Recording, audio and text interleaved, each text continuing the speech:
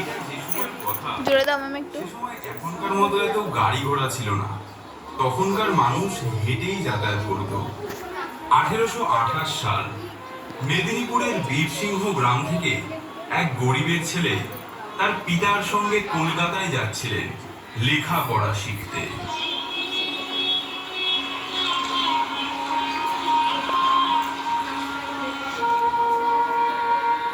বীরসিংহ থেকে কলকাতা কাছের পথ নয়, তাই সঙ্গে এসেছে আনন্দরাম গুটি।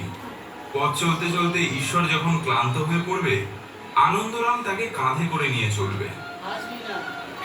হাঁটতে হাঁটতে সবাই শিয়াখালার কাছে শালিখার বাঁধা রাস্তায় উঠে এলো।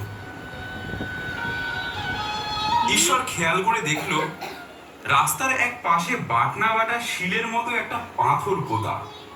কিছুদূর পর পর এক একটা পাথর মাটিতে পোতা। তার মনে প্রশ্ন জাগলো, পথের মাঝে মাঝে এমন পাথর পোতা কেন? বাবাকে জিজ্ঞেস করলো, এই শিলগুলো কি? এই শিলগুলো কি বাবা? আরে ওগুলো শিল নয়, ওগুলো হচ্ছে মাইলস্টোন। মাইলস্টোনগুলো কি বাবা? মাইলস্টোন হচ্ছে ইংরেজি শব্দ। এখানে যে 1 আর 9 লেখা আছে, তার মানে এখান থেকে কলকাতা দূরত্ব 19 মাইল। এটা ইংরেজিতে 1 আর 9 বাবা। হ্যাঁ।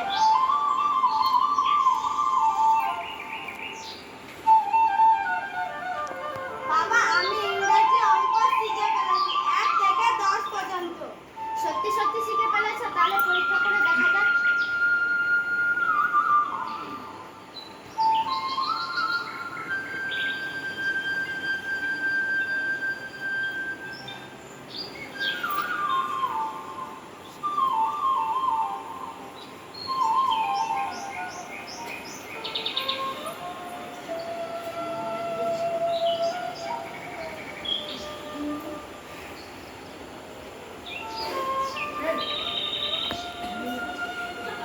এরে খোকা, এটা কত বলো তো? এটা 9। এটা কত? এটা 8।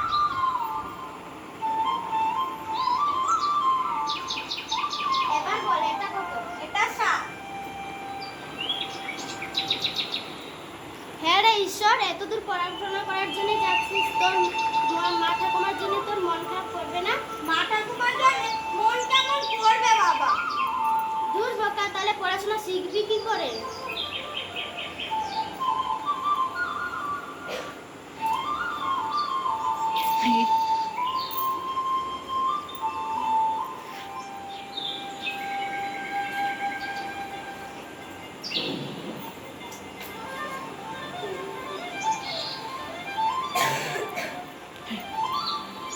আরে ঈশ্বর, এবার বলতো এটা কত?